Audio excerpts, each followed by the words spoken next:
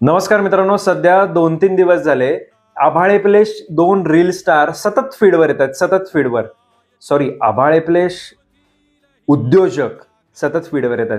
नाही, सॉरी, मी किती चुकतोय मला समजत नाहीये.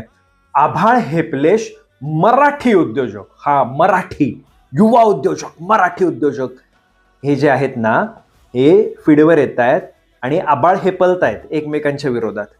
मित्रांनो, यांना उद्योजक म्हणताय त्यात आणि तुम्ही मराठी उद्योजक म्हणताय. लाजा वाटायला पाहिजेत आपल्याला. हे उद्योजक नाही आहेत, हे दरोडेखोर आहेत. हो, हे तद्दन दरोडेखोर आहेत.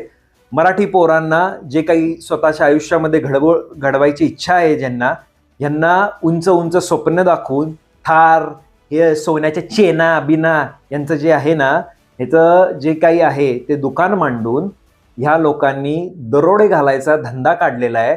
आणि तुम्ही यांना उद्योजक म्हणता, युवा उद्योजक म्हणता आणि म्हणता की नाही मराठी माणूस आहे, मराठी माणसाला पुढंच द्यायला पाहिजे. मित्रांनो, मराठी माणूस असा नसतो. जे खरं आहे ते खरं आहे, जे खोटं आहे ते खोटं आहे.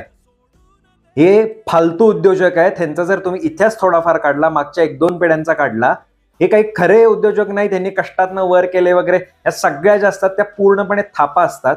ह्यांचे जर तुम्ही यांच्या आईवडिलांचे जर बिझनेस काढले ना, हे नक्की काय करतायत ते, तर ह्यांचे सगळे सावकारी बिझनेस असतात, 2 नंबरचे धंदे असतात.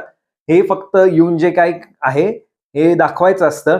ज्याच्या गळ्यात सोन्याची चेन, ते असं रुबाब बिबाब करत असतो ना, त्याला लक्षात घ्यायचं, हा सावकारीचे पैशातनं आलेला आहे, हा 2 नंबर धंद्यातून आलेला आहे आणि यांच्या कुठल्याही भूलतापांना बळी पडायचं नाही. जो खरा श्रीमंत असतो त्याला हे असलं सोनं, ती थार, ती हत्ती, घोडा, फॉर्च्युनर उडवा-उडवी करून दाखवायची काहीही गरज नसती. त्यामुळे मराठी तरुणांनो, मराठी मराठी मराठी म्हणून हे तुम्हाला असले हे युवा म्हणतात. माझ्या डोक्यात ते उवा उद्योजक येतात. ते उवा ज्या असतात ना, डोक्यात होतात उवा, तसे हे उद्योजक आहेत आणि ह्यांचे धंदे म्हणजे दरोडेखोर आहेत हे. त्यामुळे यांच्यापासून 4 हात लांब राहा. जर तुम्हाला काही बरं वाटत असेल तर नक्कीच व्हिडिओला लाईक करा, शेअर करा आणि महत्त्वाचं म्हणजे जाता जाता फॉलो करून जावा.